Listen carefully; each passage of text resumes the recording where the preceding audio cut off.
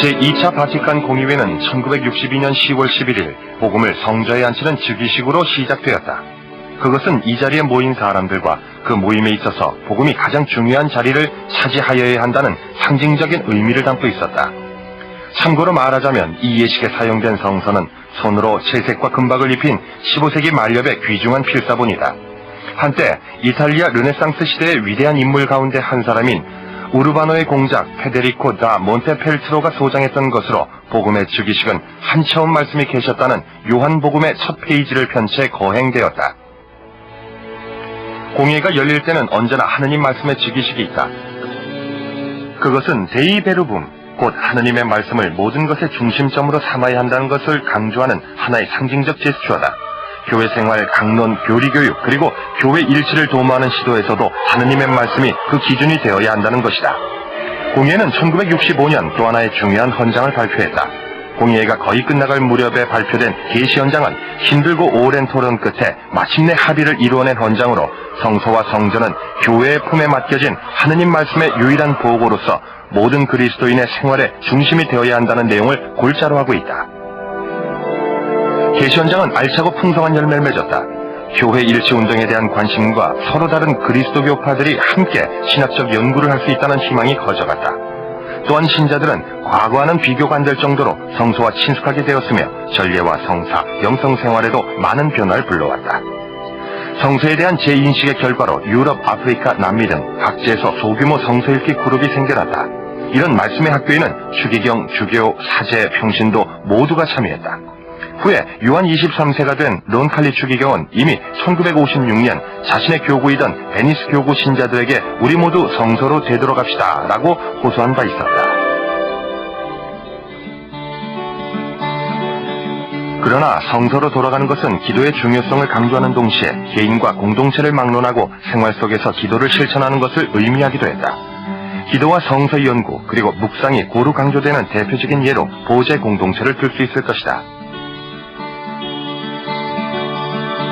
보제는 이탈리아 이브레아 마을에서 30km가량 떨어진 작은 농촌이다. 이곳엔 독신으로 살면서 기도와 공부에 삶을 바치기로 한 초교파적 수도 공동체가 있다.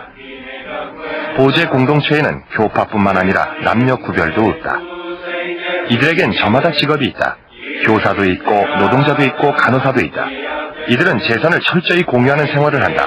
교파와 직업 그리고 개성이 다른 이들의 생활의 공통적인 요소는 바로 기도와 공부, 삶이다. 이들은 교회 안에서 봉사하는 존재로 남기 원한다. 이들은 자신들을 이렇게 설명한다. 우리는 단순한 그리스도인입니다. 하느님을 찾고 또 우리가 삶의 절대적인 법으로 받아들이는 복음을 살고 계신 그리스도를 증거하고 싶은 사람들이죠.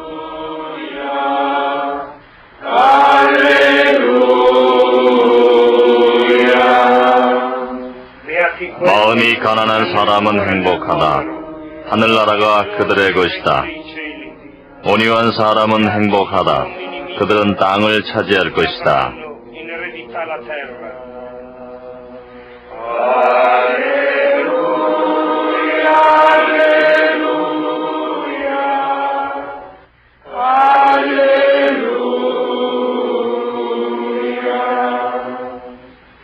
슬퍼하는 사람은 행복하다. 그들은 위로를 받을 것이다. 옳은 일에 줄이고 목마른 사람은 행복하다. 그들은 만족할 것이다. 여름이면 이곳엔 많은 손님이 찾아온다. 손님들 가운데는 특히 젊은이가 많다. 이들의 생활은 매일 기도로 시작해서 기도로 끝난다. 기도는 이탈리아 말로 드리는데 기도문은 그리스도교의 전례에서 가져온 것이 많지만 하나이신 아버지 하느님을 받아들이는 것이라면 그리스도교가 아닌 종교의 기도문들도 흔히 사용된다. 그것이 보제 공동체가 공의회의 열매임을 알 수 있게 해주는 한 가지 요소다. 보제에서 열리는 여름 프로그램은 명상과 성서 공부가 주된 내용이다. 사람들은 이곳에 와서 다른 사람의 내면의 얘기에 귀 기울이고 삶의 모범을 보고 배우며 하느님의 말씀을 읽고 그 뜻을 새기는 것을 배운다. 알프스의 프랑스 쪽 기슭에 있는 부아롱에도 공의회 이외에 나타난 새로운 형태의 수도원이 하나 있다. 베들레헴 수도원이 그것이다. 새로운 형태라고는 하지만 한편으로 보자면 이 수도회는 옛날 브루노 성인이 성령의 도우심으로 세운 카르투지오 수도회의 취지를 새롭게 발견한 것이라고 할 수 있다. 카르투지오 회는 가톨릭 수도회를 가운데서도 가장 오래된 형식의 수도 생활을 고집하는 수도회이기 때문이다. 1951년 프랑스에서 생겨난 베들레헴의 자매회는 공의회 이후 기적적이라고 할 만큼 급격히 입회자가 늘어났다. 엄격한 관상 생활을 위주로 하는 수도회로선 소화하기 힘들 정도로 식구가 늘어난 것이다. 이 수도원은 알프스식 통나무집 몇 채가 전부다. 수도원의 중심을 이루는 것은 천장에 통나무 들보가 그대로 드러난 커다란 성당이다. 이것엔 작은 도자기 제작실도 있다.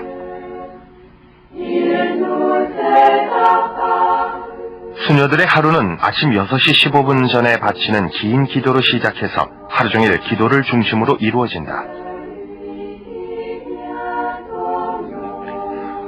오전 10시 반에 있는 성찬 미사는 이들에게 신비로운 기쁨을 주는 하루 중 가장 중요하고 귀한 시간이다.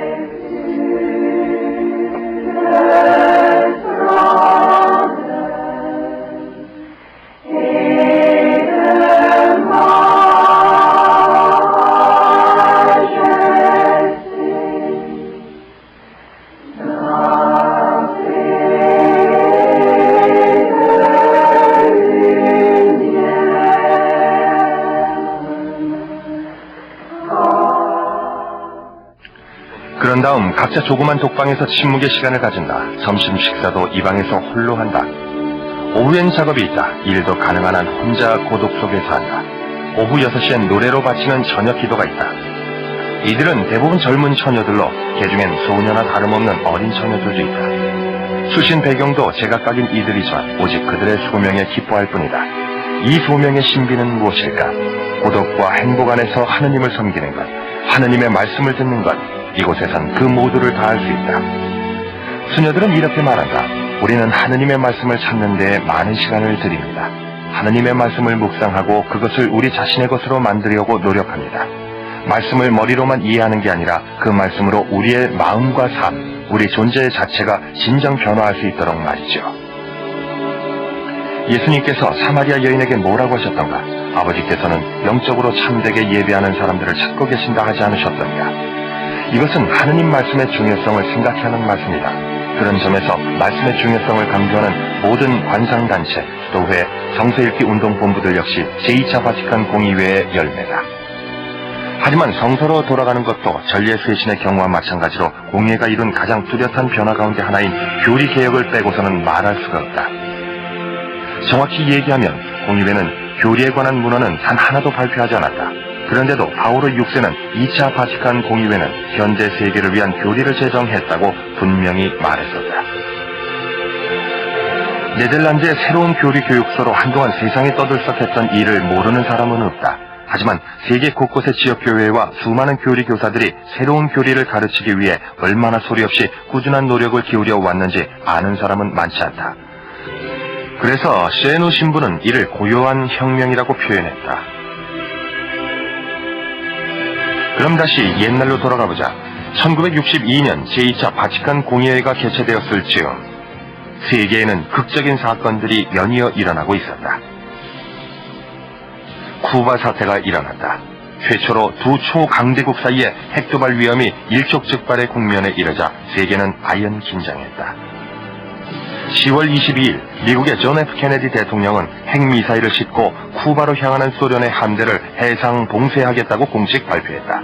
다음 날은 23일 후르시초프는 소련 함대를 위험할 정도로 미국의 해상 봉쇄선 가까이 접근시킴으로써 언제라도 전쟁을 할 수 있다는 것을 보여주었다.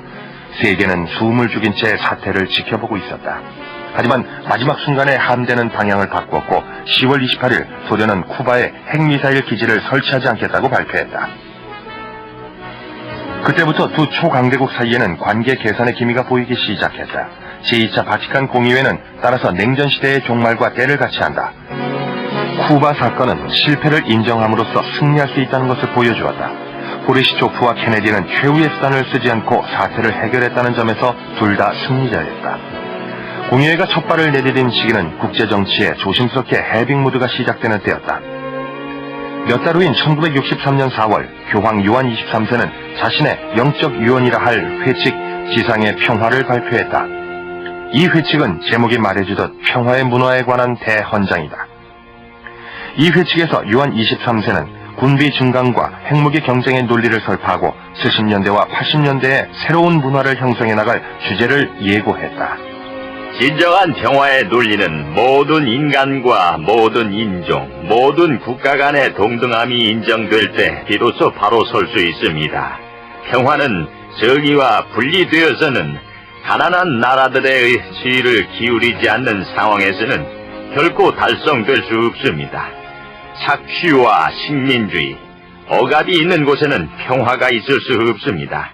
정의와 평화는 서로 분리될 수 없는 두 단어입니다. 유한 23세는 평화는 모든 이의 집입니다 하는 말과 함께 교회 역사상 처음으로 교황 회칙을 모든 선의의 인간 앞으로 띄웠다. 이것은 획기적인 시도입니다. 이 글은 가톨릭 교회의 주교, 성직자, 신자들뿐만 아니라 모든 선의의 인간들에게 보내는 제 편지입니다. 보편적인 평화는 누구에게나 어떠한 구별도 없이 상관되는 축복입니다. 바로 그렇기 때문에 우리는 우리의 가슴을 모든 이에게 열어놓은 것입니다. 회칙은 이런 말도 하고 있다. 예언자들로부터 평화의 왕자로 불리우신 그리스도의 작고 하찮은 대리인으로서 우리는 평화라는 선물을 보호하고 강하게 키우는데 우리의 온 힘을 쏟아야 할 의무가 있습니다. 지상의 모든 인간이 서로 형제가 돼서 너무나도 오래 기다려온 평화가 마침내 꽃피고 인간 세계에 영원히 자리 잡을 수 있도록 말입니다.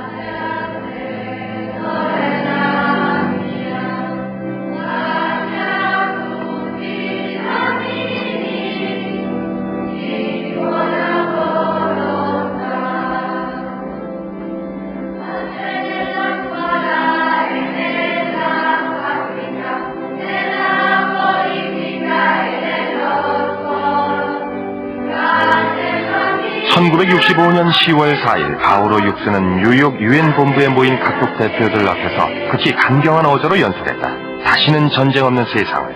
이것이 연설의 주제였다.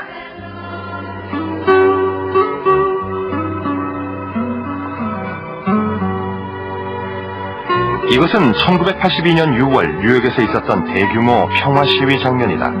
교회와 현대사회 사이의 다리를 놓기 위하여 바오로 6세는 공의회 2차 회기를 시작하며 공의회의 임무를 이렇게 정의했다.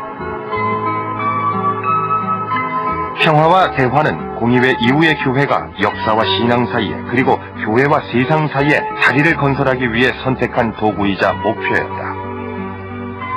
70년대와 80년대 평화 시위엔 수녀와 사제, 주교들이 끼어있는 모습을 흔히 볼 수 있었다. 특히 유럽과 북미 대륙이 그랬다. 베트남으로 출병하는 군대에게 스펠만 추기경이 강복하던 시절은 아주 먼 옛일 같았다. 1982년 6월 12일 100만 명이나 되는 평화주의자들이 뉴욕에서 시위를 하고 있던 바로 그 시간 카사롤리 추기경은 유엔 본부에서 교황 요한 바오로 2세가 보내는 감동적인 메시지를 읽었다. 그 메시지에서 교황은 많은 얘기를 했지만 특히 이 말은 우리가 깊이 새겨들어야 할 말이었다. 요즘엔 평화운동이 일어나고 있지 않은 곳이 없습니다. 이 운동들의 이데올로기적 배경은 다양합니다. 이 운동들은 저마다 과제도 다르고 제안하는 내용도 다르고 정책도 다릅니다. 하지만 겉으로 드러난 차이들에도 불구하고 이 모두의 뒷면에는 평화를 기구하는 깊고 진정한 소망이 자리 잡고 있습니다.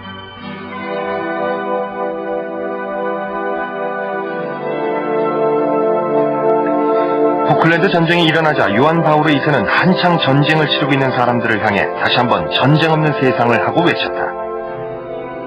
1991년 2월 걸프 전쟁을 맞아 교황은 또다시 전쟁은 지상에서 사라져야 한다고 호소했다.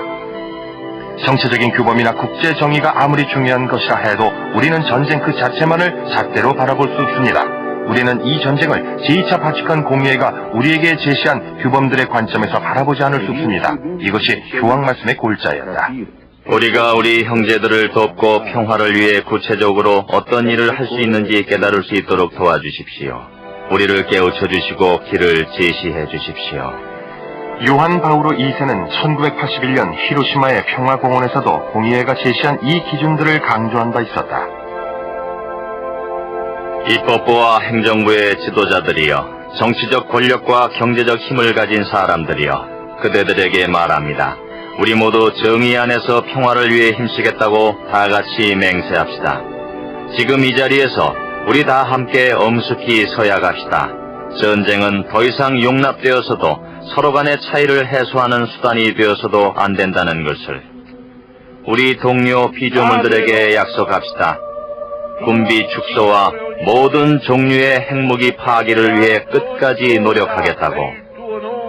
아버지 하느님, 모든 생명의 창조주이시며 인간의 양식인 먹을 것과 마실 것을 주시는 전능하신 천주여, 우리를 살피소서.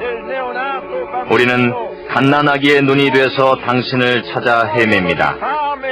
무력 증강을 위해 막대한 돈이 낭비되는 한편에선 남자와 여자, 아기, 무수한 인간이 굶어 죽고 있습니다.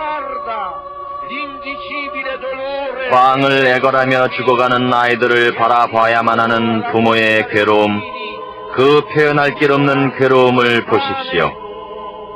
그들은 한 조각의 빵을 얻지 못해 죽어가고 있습니다. 갈수록 더욱더 위협적인 고성능 살상 무기들을 만드는 데 쓰이는 돈의 극히 작은 일부분만 있어도 이들은 굶어 죽지 않을 수 있는데 말입니다. 어두운 세력의 검은 구름이 인류의 눈을 흐리게 하고 있습니다.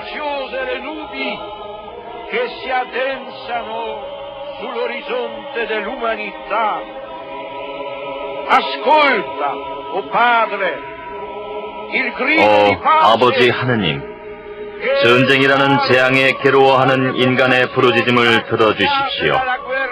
애타게 평화를 갈구하는 외침을 들어주십시오. 그리고 정치적 갈등을 대화와 타협으로 공정하고 명예롭게 해결할 수 있도록 위정자들의 가슴에 지혜를 불어 넣어 주십시오.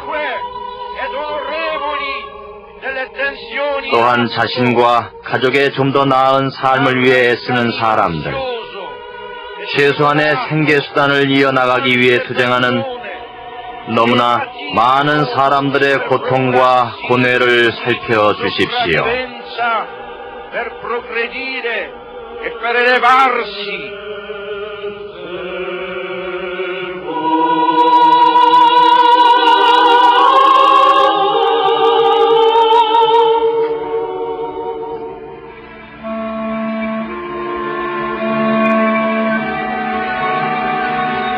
폭력과 피해에 호소하는 세력은 교회와 교황이라고 해서 가만 내버려 두지 않았다.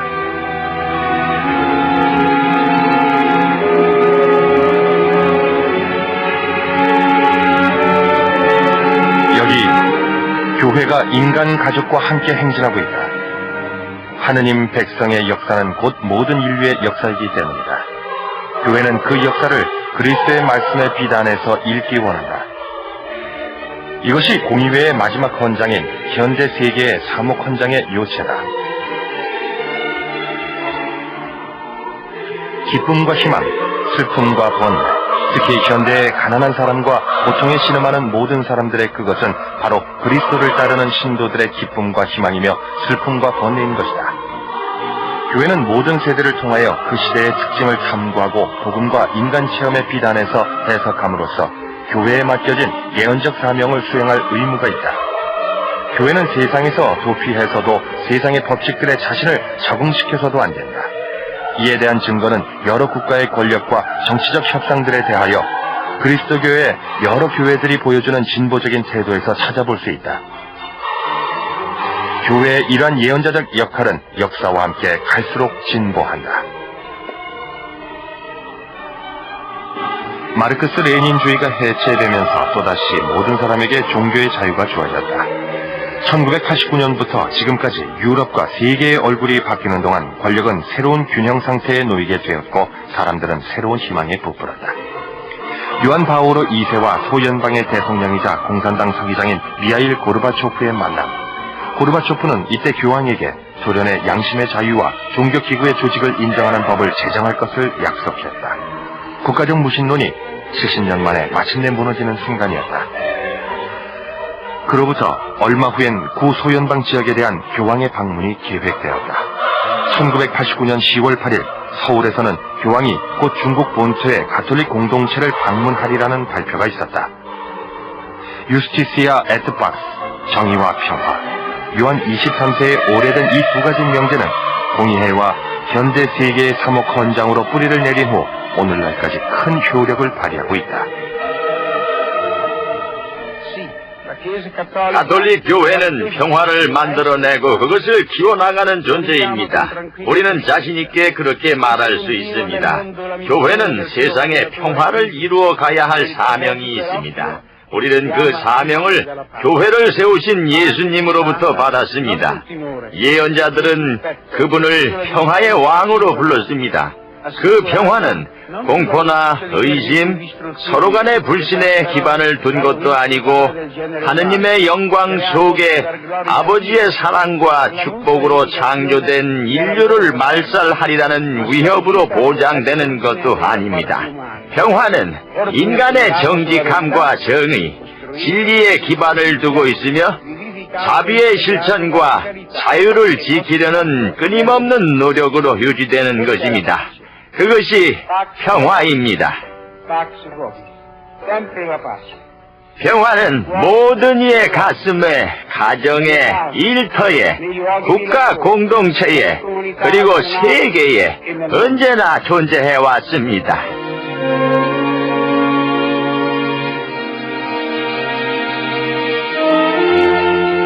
1990년 1월 30일 요한 바오로 2세는 아프리카의 가난한 사람들 입장에 서서 아프리카 대륙을 끊임없는 민족 분규의 전장으로 만들어 갈수록 심한 기근을 초래하는 권력자들을 성토했다. 요한 23세는 평화는 모든 이들의 집이라고 했다. 바오로 6세는 여러분이 평화를 바란다면 평화를 준비하시오라고 했다. 요한 바오로 2세도 전임자와 같은 말을 한다. 평화와 정의를 위해 노력할 것을 서약합시다. 조금 더 적극적이다. 평화를 위해 일하는 사람은 축복받으리라. 베네치안 운동회원들의 구호이다. 이들의 모임에선 진복 팔단 중에서도 이 축복이 가장 우선시된다. 여기는 베로나이다. 이곳에선 공의회를 사랑했고 만년을 교황 요한 23세의 고향인 소토일 몬테에서 보내는 사제이자 시인 한 사람을 만날 수 있다. 다비데 마리아 투돌로 신부이다. 우리 조상들의 하느님, 위대하시고 자비로우시며 평화와 생명의 주님이신 우리 모두의 아버지, 당신께서는 우리에게 환난이 아니라 평화를 주실 분이심을 믿습니다. 그러니 아버지, 전쟁이 사라지게 하시고 교만한 이들과 폭력에 의지하는 이들을 내치십시오. 프란치스코 성인의 고향인 아시시에서 만난 전 세계 모든 종교의 대표자들도 함께 평화하고 외쳤다. 비록 단 하루뿐이긴 했지만 그날은 지구라는 별 위에서 모든 사람들, 모든 인종, 모든 종교와 나라 사이에서 분쟁이 사라진 날이었다. 그것은 희망의 신호였다. 그것은 하나의 신호에 지나지 않았지만 모든 종교가 뜻을 같이 하면 평화를 가져오는데 얼마나 큰 일을 할 수 있는지 보여주는 신호였다. 우리는 세계의 지도자들에게 우리가 평화를 간구하며 하느님께 올리는 겸손한 기도에 귀 기울여 줄 것을 부탁했습니다. 또한 우리는 그들에게 그들의 책임이 얼마나 막중한지 깨닫고 평화를 이루고 거시적인 용기로 평화의 전략을 실행하는 데 헌신할 것을 촉구했습니다.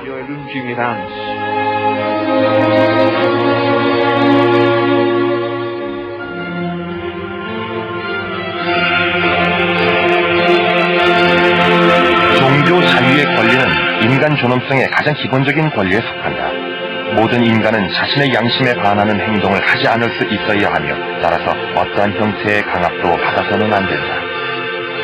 공의회의 극히 중요한 문헌 가운데 하나인 종교 자유에 관한 선언은 공산주의의 바퀴 아래 교회가 체험한 고통에서 탄생했다. 1965년 10월 28일 이 선언에 대한 마지막 표결이 끝난 후 바오로 6세는 공의회 홀에서 24명의 참가자와 함께 이를 축복하는 모임을 가졌다. 비진스키 추기경, 슬리피 추기경, 베란, 세페, 그라시아스 추기경도 거기에 포함되어 있었다. 교황은 그들이 그 자리에 있게 된 이유를 복음의 절대 권리와 자유가 제한되었거나 부인되는 나라의 대표자들이기 때문이라고 설명했다. 프라하의 대주교로 오랜 투옥 생활 끝에 풀려난 베란 추기경은 그 모임에서 공산주의의 박해가 교회의 자유의 가치와 그것을 얻기 위해 치러야 할 값을 가르쳐 주었다고 얘기했다.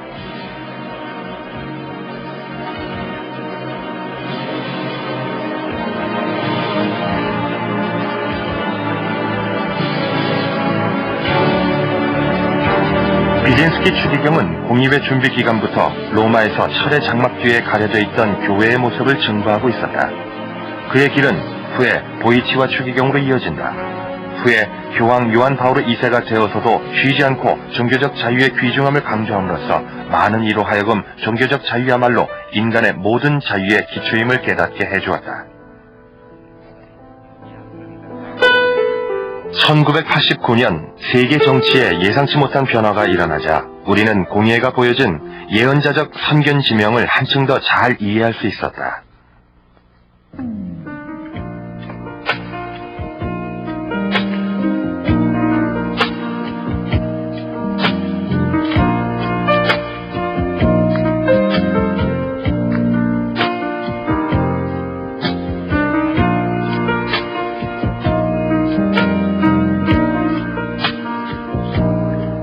그러나 종교의 자유를 주장하는 것은 그리스도의 교회도 다른 종교나 또는 종교를 가지지 않은 사람들을 받아들이는 것을 의미하기도 한다. 이것은 교회와 세상의 만남에서 가장 혁명적인 변화의 표제이자 아마도 가장 예민하고 심오한 점이기도 할 것이다. 아직 공의회가 진행 중인 때였다. 1965년 12월 7일 로마 교회와 콘스탄티노플 교회는 화해의 표시로 과거 두 교회가 내렸던 상호 파문 결정을 해제한다는 공동선언을 발표했다. 2년 뒤인 1967년 바오로 6세와 아테나고라스 총대주교는 형제적 사랑에서 우러나온 포옹을 했다. 교황 성하와 총대주교의 특별한 만남에 관한 소식입니다. 바오로 6세와 아테나고라스 총대주교는 함께 주기도문을 바쳤습니다. 로마로 돌아오는 길에 교황은 이렇게 말씀하셨습니다. 오늘 아침 난 너무나 큰 행운을 누렸습니다.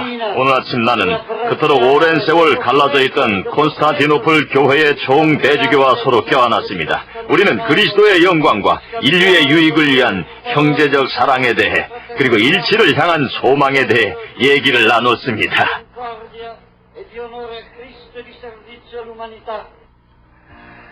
이렇게 공의회는 교회 일치운동의 문을 활짝 열었다. 정교회와도 만났고 성공회와 개신교 공동체와도 만났다. 요한 바오르 2세는 특히 이들 정교회를 자매교회라고 불렀다. 에큐메니컬 운동의 어려움은 무척 많다. 근래에 들어 이 어려움이 더욱 부각되는 느낌이다. 공산주의의 몰락으로 동유럽의 종교가 다시 꼽히면서 서로 다른 종교가 대결로 치닫는 경우가 많기 때문이다. 하지만 지난 30년간 세계가 에큐메니즘의 길을 걸어오지 않았으면 오늘의 상황은 한층 비극적인 것이 되었을 것이다. 30년 전이었다면 지금 바울에서 보는 것과 같은 풍경은 상상도 하기 어려웠을 것이다. 여기선 가톨릭과 유럽 개신교의 신자들이 함께 기도하고 묵상한다. 밀라노의 대주교 마르티니 추기경은 이를 두고 거의 기적에 가까운 일이라고 표현한다. 공의회는 이렇게 가르쳤다. 이런 협력에서 시작해서 그리스도를 믿는 이들은 서로를 알고 인정하고 그리스도인의 일치를 더욱 효과적으로 이룰 수 있는 방법들에 대해 쉽게 배울 수 있다. 지금까지는 상호 존중과 그리스도 안에서 형제적 사랑으로 함께 만나는 더디지만 신중한 방법이었다. 그런데 바울에서 이들은 니케아 신경을 사용해 모두가 같은 믿음을 고백한다.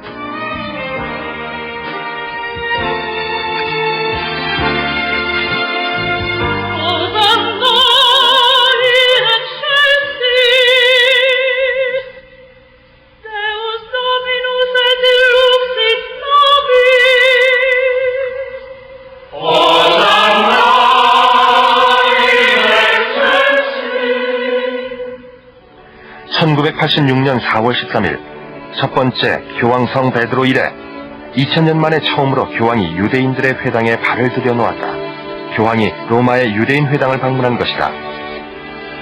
이것은 비그리스도교인에 관한 선언을 낳은 제2차 바티칸 공의회의 또 하나 뜻깊은 열매였다.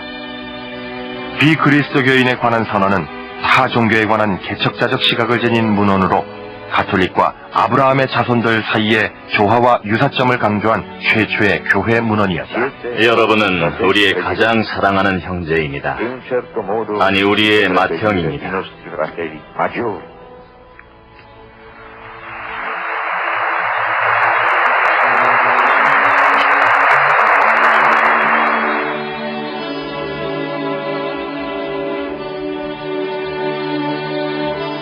하늘과 땅의 창조주이신 주님께서 우리의 앞날을 살펴주실 것입니다. 공의회는 다음과 같은 말로 고대로부터 예수를 살해한 자들로 불리던 유대인들의 오명을 씻어주었다. 교회는 하느님께서 형언할 길 없는 자비로 최초의 계약을 맺으셨던 백성을 통하여 구약으로부터 계시를 받았음을 결코 잊을 수 없다.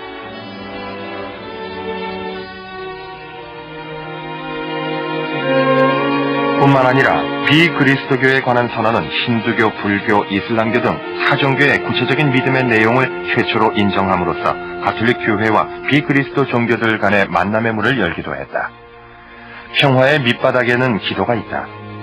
기도는 권세 있는 자들의 제 아무리 꽉 막힌 귀라도 뚫을 수 있을 만큼 강하다. 이런 정신으로 평화를 지향하는 종교 간의 만남은 날이 갈수록 늘어갔다.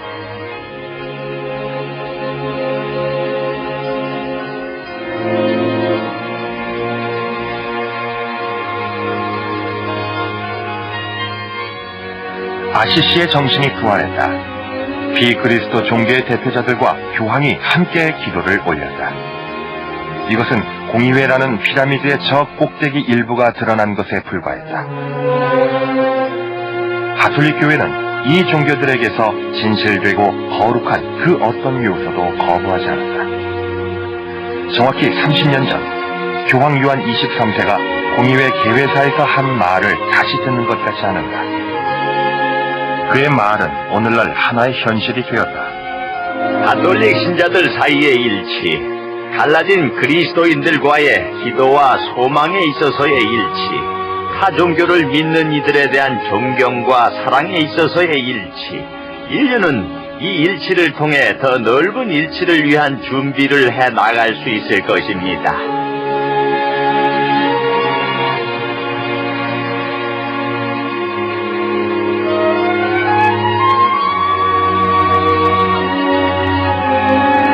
(1991년) 교황 요한 바오로 2세는 자신이 사목했던 크라쿠프시를 방문했다.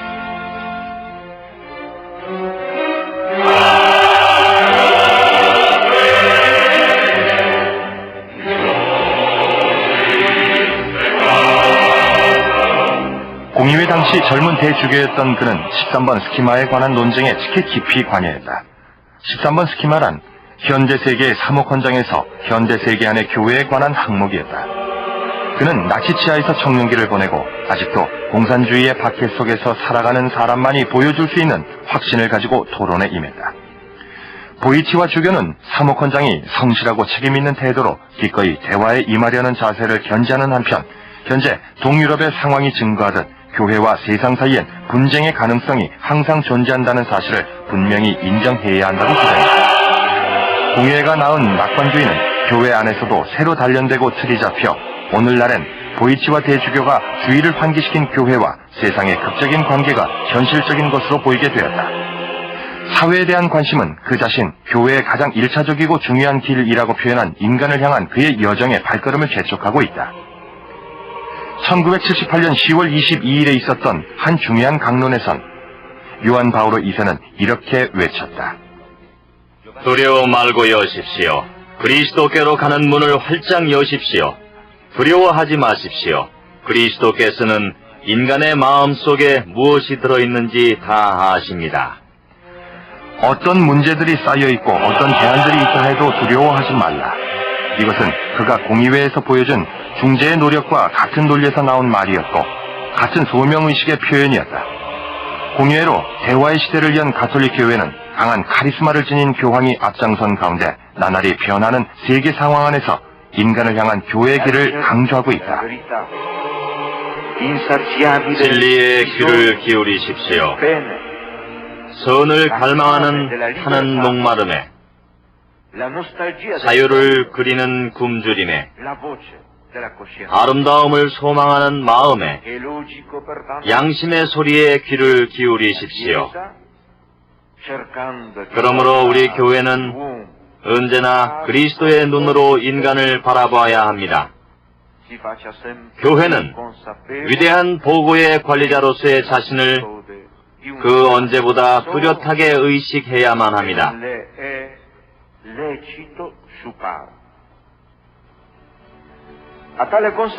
우리가 그 임무를 소홀히 한다면 그것은 죄를 짓는 것입니다.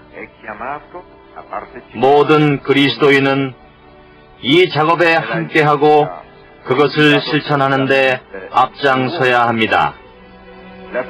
이번 회칙에서 난 교회가 가는 길에 있어서 인간이야말로 그 주역임을 분명히 얘기했습니다.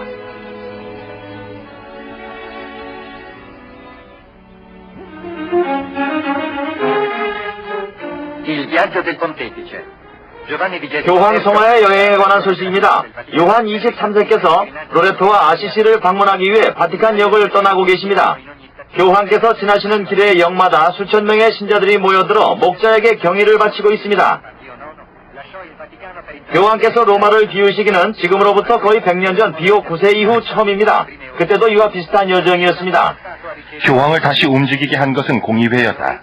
바오로 6세와 요한 바오로 2세의 3옥 여행에는 일찍이 그 길을 닦은 요한 23세가 있었다. 요한 23세는 2차 바티칸 공의회가 열리기 직전인 1962년 10월 4일 로레토와 아시시를 순례했었다. 로레토 성당에 7톤이 넘는 거대한 종이 웅장한 소리로 온 계곡의 사람들에게 이 위대하신 순례자의 도착을 알렸습니다. 대성당 밖에 세워진 성좌에서 요한 23세께서는 간단한 연설을 하셨습니다.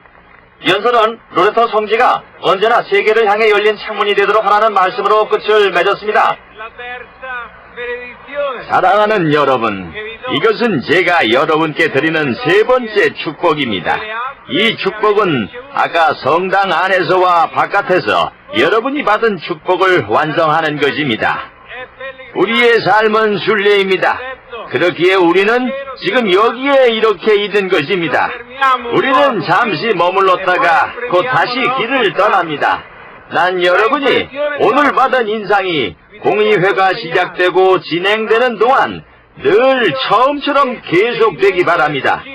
교회의 성직자들은 이 지극히 중요한 작업에 전념을 할 것입니다. 그러므로 여러분도 가정과 일터에서 늘 성령 안에서 거룩한 교회와 일치되어 있어야 할 것입니다. 우리는 함께 기도하고 함께 생각하고 함께 일해야 할 것입니다.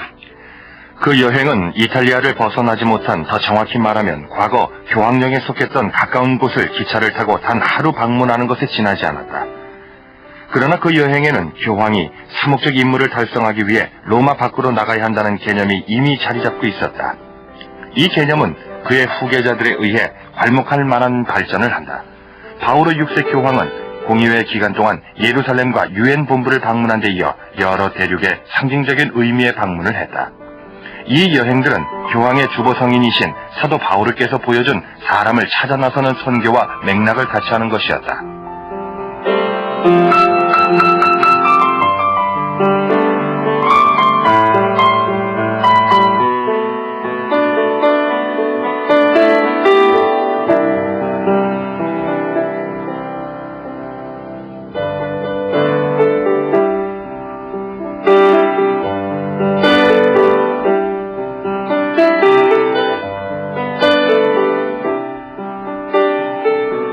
요한 바오로 2세 역시 3옥 여행을 제2차 바티칸 공의회의 결정을 실행하는 도구로 본다. 교황은 이렇게 말한다. 교황은 복음을 선포하기 위해 여행합니다. 믿음 안에서 형제임을 확인하고 교회를 위로하며 인간을 만나기 위해 여행합니다.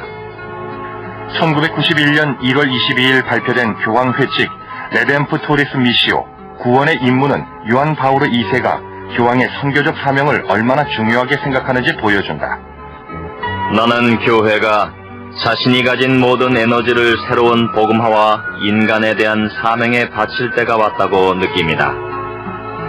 교황직에 오르면서부터 나는 이 선교적 사명을 실천하기 위해 지구 끝까지 여행을 하겠다는 결심을 했습니다.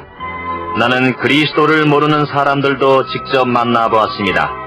그 만남은 나에게 선교가 절박히 필요함을 더욱 분명히 깨닫게 해줬습니다.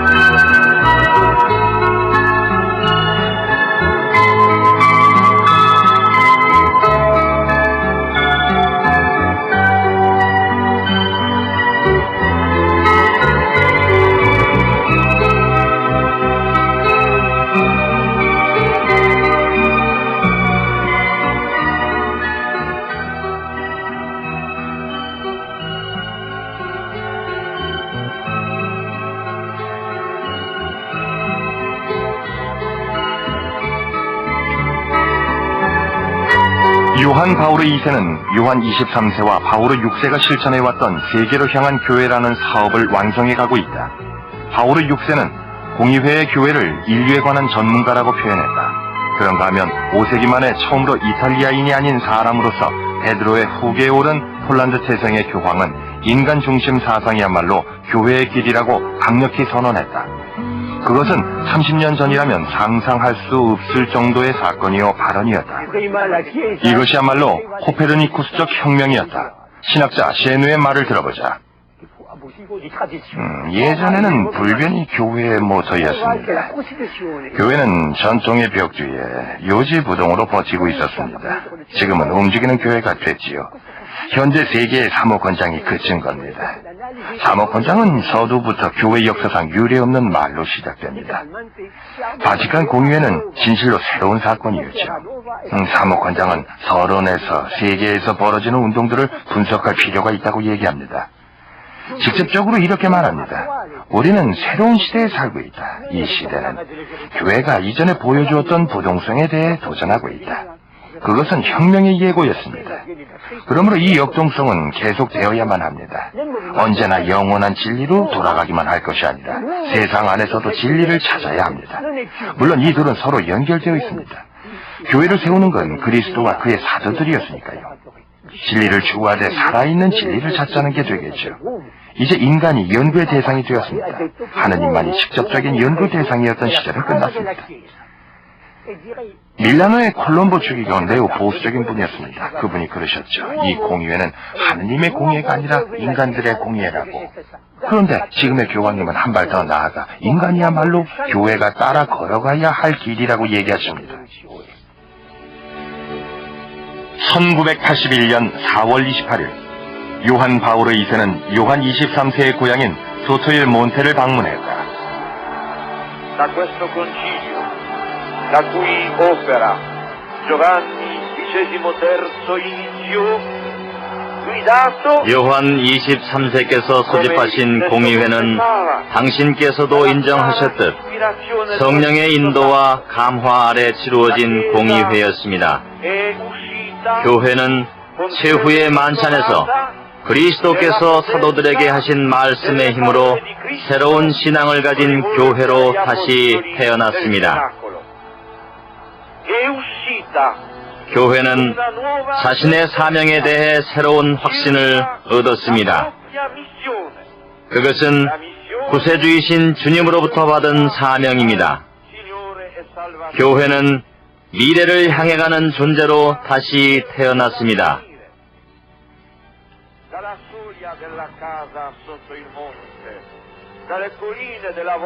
여러분의 버거마이즈 마을에 와서 소토일 몬테의 집에 서니 교회는 미래를 향해 열린 하나의 대륙이요 모든 인간이 모일 다락방으로 보입니다.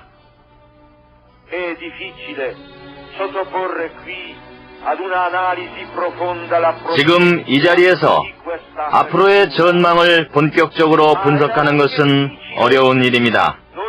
하지만 요한 23세 교황의 마음 안에 얼마나 특별한 성령의 은혜가 내렸는지 그 얘기를 하지 않을 수 없습니다. Il nuovo impulso verso l'unità dei cristiani è una 그것은 그리스도인의 일치와 현대 세계 안에서의 교회의 사명에 대한 특별한 이해의 필요를 느끼게 한 새로운 충동이었습니다.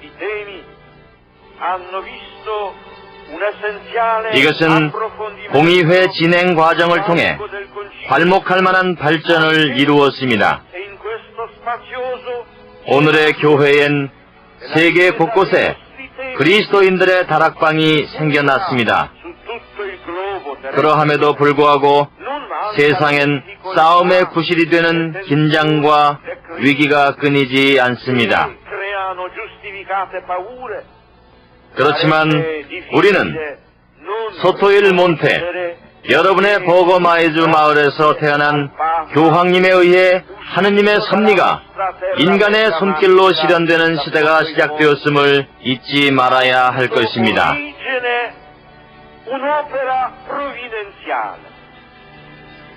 우리는 이 운동을 인도한 진리의 영에 대해 앞으로도 예전처럼 충실해야 할 것입니다.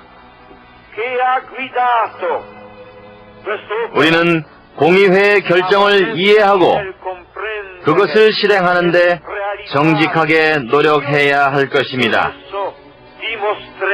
그리하여 그것이 옳은 길이었음을 증명할 수 있도록 해야 할 것입니다.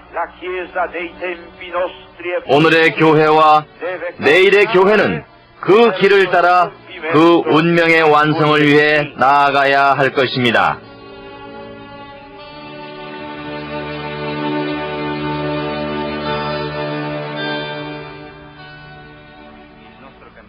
우리의 여행도 끝나간다. 우리는 공의회의 세부적인 내용을 더듬어 볼 생각은 없었다.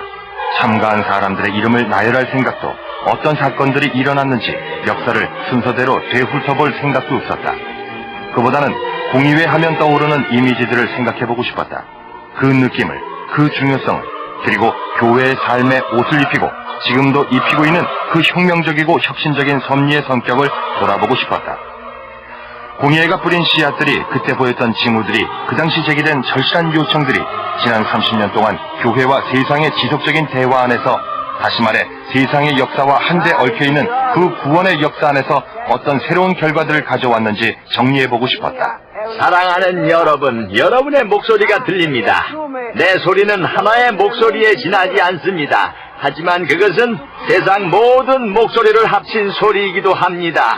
우리가 보여주는 것은 부분적이고 제한적인 예들에 불과하다. 우리는 공의회가 완벽하다고 거짓 주장을 하지도 않았고, 그렇다고 해서 거기서 있었던 토론의 어려움과 열띤 논쟁의 과정, 그것이 낳은 저항, 쇠퇴, 그리고 심한 상처들을 지나치게 길게 물고 늘어지지도 않았다. 단지 우리는 그 사건을 되돌아보고 반성하며 평가하고 싶었을 따름이다.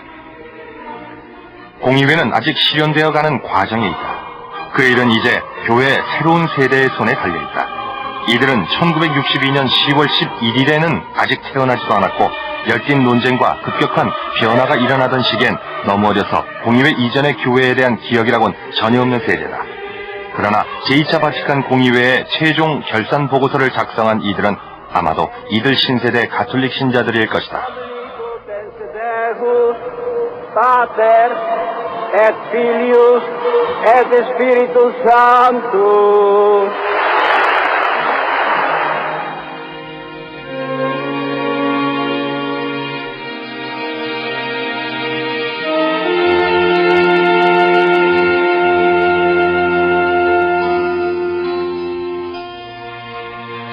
(1965년 12월 8일) 공의회는 상징적인 7가지 메시지를 발표하며 끝을 맺었다.